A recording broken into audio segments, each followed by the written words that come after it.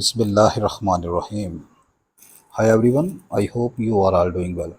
I welcome you all in class of real analysis. In the last lecture, we discussed Archimedean property. In today's lecture, we will discuss a theorem 1.20b that is given in your book Principles of Mathematical Analysis by Walter Rudin. This theorem says that we have to show Q, the set of rational number, is dense in R. The alternative way to express this statement is show that between any two real numbers there is a rational number between them. Or you can write it as if x and y are the real numbers where x is less than y, then there exists a rational p such that this rational p lies between x and y. So to prove this theorem, I will use the Archimedean property. So firstly, we revise this property. This property says that if you have x and y, where are the real numbers, where x is a positive real number, then you can find a positive integer n such that this product nx is always bigger than y. So we will start the proof from the given inequality. Since x is less than y, this implies this difference y minus x is always bigger than 0. So by the Archimedean property, there exists a positive integer n such that whenever we multiply this n with this positive number, real number y minus x, it will always greater than some real number. I will say this real number is 1. You notice that in the Archimedean property, there are the two sides. In the left side, this is the product of, and here there is a single real number. So if you compare the standard Archimedean property with this, our y is 1 and our x is y minus x. So this inequality gives us ny minus nx is bigger than y 1, or we can write ny is greater than 1 plus nx. Again, using the Archimedean property for positive integers m1 and m2 such that m1 is bigger than nx. How can we obtain this inequality? Now m1 is a natural number. In the Archimedean property, you can see that the left side is a real number, but this is the product of two numbers. One is natural, another is a real number, and the side one, the other one is a real number. So suppose here m1 is my natural number, and I can write it as m1 into 1 is greater than nx. This is my real number, m1 is my positive integer, and according to the standard inequality, this is the value of x. So from here I can write m1 is bigger than nx. Similarly, m2 is bigger than minus nx. In Archimedean property, actually you compare this product nx with the real number y.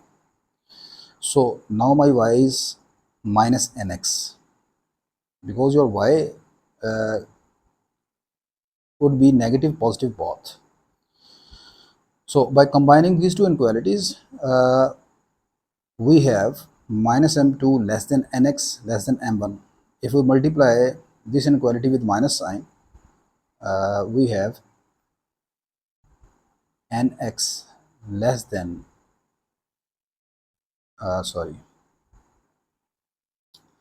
nx is greater than minus m2 or minus m2 less than nx, and further nx is less than m1. So we can find this inequality. Say this is star. Star shows there exists a real number between two distinct integers m1 and m2. So this result will particularly hold for any two consecutive integers. Here m1 and m2 are the two arbitrary integers, and this inequality shows that we can find a real number between them. So this result will particularly hold for any two consecutive integer. Hence we can say that between any two consecutive integer there exists a real number.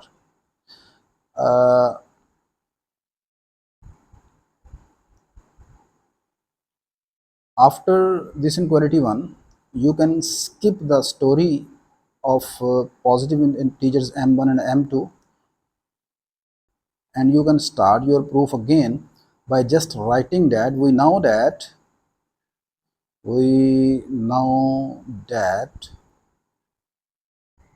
between any two consecutive integers there exists a real number, and hence we can write m minus 1 less than nx and nx is less than m, because you know the consecutive integers always have a difference 1. So if m minus 1 is the first integer, then the second integer or the next integer will be m, and there is a real number nx between them. But if you are particularly focusing on Walter Rudin book, then I advise that you follow these lines of m1 and m2. Next, as m minus 1 and m are the consecutive integers, so I can write m minus 1 less than nx, nx is less than m, and this m is always less than nx plus 1. Suppose I have a real number 7.5, this is nx. This lies between 7 and 8. Now you can see that whenever you add 1 to this 7.5, I have 8.5, which is always bigger than 8. So that's why I am writing here nx is less than m and m is always less than nx plus 1. Say this is my inequality number 2. By combining 1 and 2, in one ny is bigger than 1 plus nx, or we can say 1 plus nx is less than ny. So this is my inequality 1,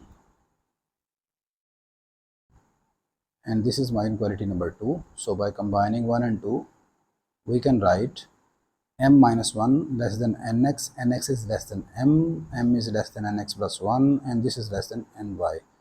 Or we can ignore some real numbers from this inequality. So we can write nx is less than m and m is less than ny by neglecting these two numbers m minus 1 and nx plus 1. So as n is a natural number, so we can divide this inequality by n. This gives x less than m over n and m over n is less than y. As m is also a positive integer and n is also a positive integer, so this is the form of a rational number. So we suppose m over n is equal to p, hence x is less than p, p less than y. This implies there exists a rational number between two real numbers. This theorem can also be stated as: show that every open interval of real numbers contains a rational number.